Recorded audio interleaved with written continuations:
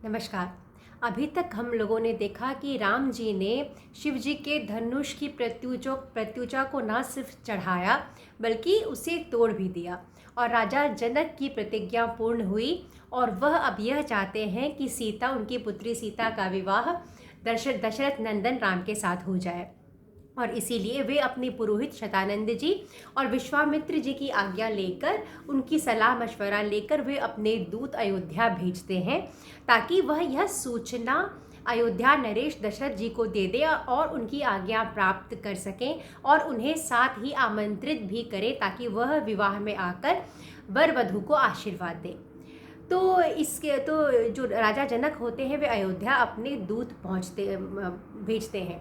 अब मिथिला से अयोध्या जाने में 4 दिन लग जाता है। चौथा दिन वाहन जो होता है वो अयोध्या पहुंचता है, क्योंकि बीच बीच में थकावट हो जाता है। परंतु आज के समय मिथिला से अयोध्या जाना 6 से 7 घंटे से ज़्यादा का सफ़र नहीं है। पर उस समय की बात है ये। तो उनके दूत जाते हैं और यह कथा हमें यह सिखाता है, आज का जो कथा है उससे हम यह सीखते हैं कि उस समय में, सतयुग की ये कहानी है, उस समय में गुरु का कितना अधिक जीवन में महत्व था। और हर किसी के जीवन में गुरु होता था जो शास्त्रोक्त विधि से जीवन जीने के तरीके को सिखाता था, ताकि कोई भी व्यक्ति पथ भ्रष्ट ना हो, उसकी मति कभी भ्रष्ट ना हो। तो गुरु का बहुत अधिक ही महत्ता बताया गया है। जैसे कि हमारी संस्कृति में, हमारे हम अपने धर्म में देखते हैं, भी कहा गया है कि ये गुरु गोविंद दो खड़े काको लागे पाए, बलिहारी गुरु आपने गोविंद दियो बताए। कि जहाँ पर गुरु और कृष्ण दोनों खड़े हो वहाँ पर किसे प्रणाम करना चाहिए? कि गुरु को प्रणाम करना चाहिए। सबसे पहला प्रणाम कि गुरु ने ही भगवान की महत्ता को बताया है। तो यही कहानी इसी बात पर है कि देखिए, राजा दशरथ जो है वे अपने कुलगुरु वशिष्ठ जी पर अत्यंत विश्वास करते हैं, दृढ़ एक भरोसा है उनका। और जो वशिष्ठ जी हैं उनका भरोसा विश्वामित्र जी पर है। और इसी नाते वे राजा से कहते हैं, राजा दशरथ से, कि आप अपने प्रिय पुत्र राम को विश्वामित्र जी को सौंप सकते हैं। पहले राजा दशरथ इस बात के लिए उनका मन नहीं मान रहा था, परंतु जब वशिष्ठ जी ने कहा तो वो राम को भेजते हैं विश्वामित्र जी के साथ। अब विश्वामित्र जी वहाँ जाके राम का विवाह का प्रसंग भी हो जाता है, उनका लगभग विवाह ठीक हो जाता है। और तब यह दूत को भेजा जाता है। पर आजकल के समय में यदि हम ये चीज़ सोचें कि कोई कोई टीचर हमारे बच्चे को लेकर गया है और उस पर इतना भरोसा कि वह वहाँ जाके शादी ब्याह भी ठीक करके आ जाए, शायद आज के समाज में वह भरोसा, वो ना ऐसे गुरु रहे जिन पर आंख मूंद करके विश्वास किया जा सकता है, और ना ही ऐसे शिष्य हैं जो गुरु का इतना दिल से एक इज्जत करते हैं, एक मर्यादा में रहते हैं। तो कहने का तात्पर्य है कि भरोसे की जो शक्ति होती है उसको भी यह कथा कहती है कि किस प्रकार राजा दशरथ ने अपने गुरु वशिष्ठ पर विश्वास किया, वशिष्ठ जी ने विश्वामित्र जी पर विश्वास किया, और तब यह दूत अयोध्या आते हैं यह कहकर, और दशरथ जी उनका स्वागत करते हैं।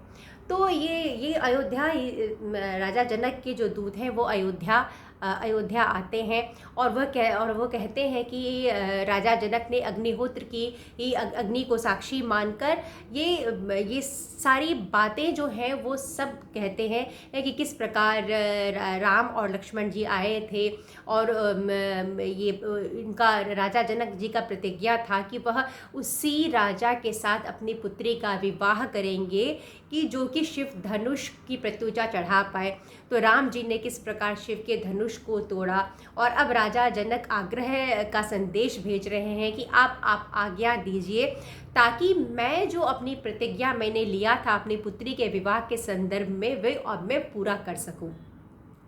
तब राजा दशरथ जी ये सभी बातें अपने मंत्रियों से, अपने पुरोहित से, वशिष्ठ जी से, वामदेव जी से और सभी अपने मंत्रियों से भी कहते हैं, और उनसे यह कहते हैं कि यदि आपकी रुचि हो और आपकी सहमति हो तब हम इस विवाह में सम्मिलित हों।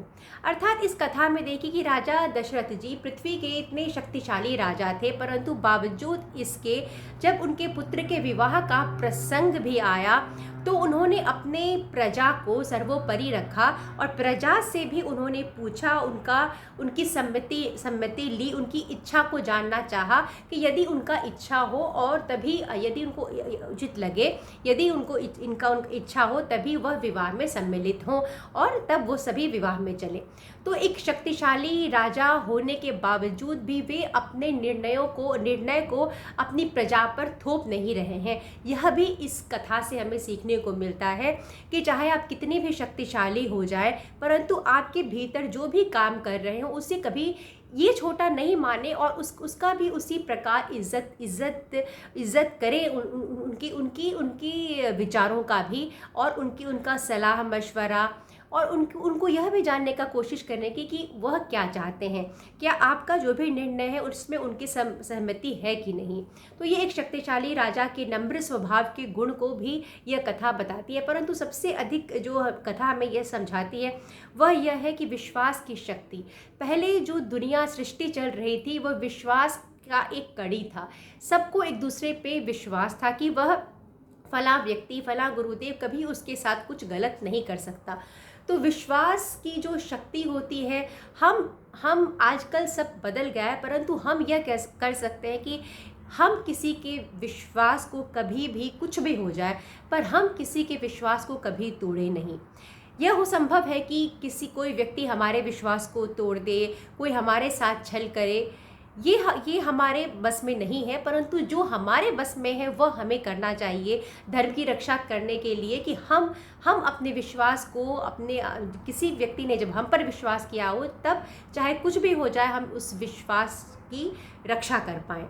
और उसके लिए भी कबीरदास जी ने कहा भी है कि एक बड़ा सुंदर सा उन्होंने लिखा है कि कबीरा आप ठगाइए और न ठगिए कोई, आप ठगे सुख होत है और ठगे दुख होए। अर्थात कि आप यदि ठग लिए जाते हैं, आप ठगाइए, कोई बात नहीं। आप यदि ठग लिए जाते हैं तो आपने कुछ गलत नहीं किया है, इसीलिए आपको सुख ही होगा। परंतु आप किसी दूसरे व्यक्ति को कभी मत ठगिए, किसी और के साथ कभी कोई छल मत करिए, दूसरे के विश्वास को जीवित रखिए।